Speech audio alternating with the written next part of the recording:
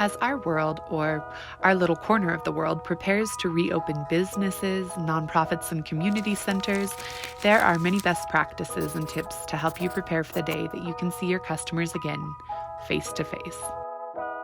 Chris Guizlo of the Seattle-based public relations firm, the Fearey Group, joined us here at the Better Business Bureau Northwest and Pacific via a webinar to share tips on reopening, or if you're still under quarantine, using your time to work on bettering your business.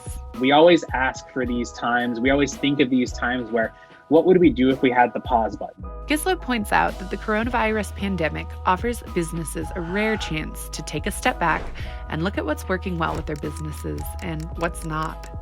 Here's how he suggests companies, from small to large, leverage any downtime to plan for the future. First, Guizlo says it's important to evaluate the tools you'll use to keep your customers and your team safe, right now, as you reopen, and into the future.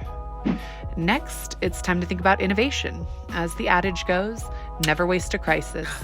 Use any downtime to identify ways to innovate. Innovation doesn't have to be a massive overhaul of your business. It doesn't even have to be a small overhaul of your business. It can be something that just makes you take a step back and looks at how you are going to be moving your business forward. Little innovations matter. You don't have to be a Silicon Valley tech mogul to innovate. Some tweaks to your business can often yield big money-saving results. Third, get in touch. Talk to your professional network, your business mentors, and advisors to ensure that you've accessed all of the local and national support systems that you can. Someone in your network might know about funding opportunities you haven't yet heard about. Next, don't forget about your employees. Everybody's workday probably looks a little bit different. Acknowledge that and ask your employees what they need to better thrive during these uncertain times. Lastly, and very importantly, check in with your vendors and your customers. What do they need? Don't just check in to close the sale. Check in with genuine interest in how your customers are doing. They're going to remember how you treated them during this time. So, now you're ready to open your doors. You've done the prep work, but you still have questions. We've got you covered. Here's some definite do's as you flip your sign to open. Do share what you're doing to address COVID-19 and to safeguard your employees and customers. Do be true to your brand and personality.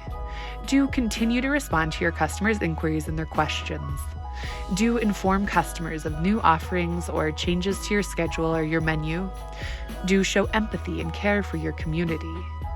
Do join in those community conversations. Do match your tone to the situation. Do remember that it's okay to be positive, but also realistic. Do check in and engage with your customers.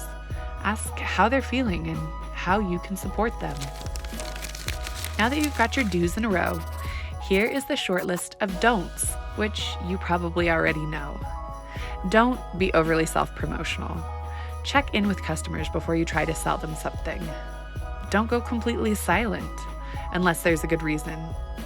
Don't share news or information from unvetted or unverified sources.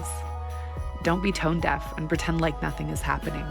Using a mixture of these good old-fashioned customer service tactics, combined with modern tools to reach the masses, businesses can stay nimble, even in a pandemic. Need more hot biz tips? Head to trust-bbb.org/coronavirus.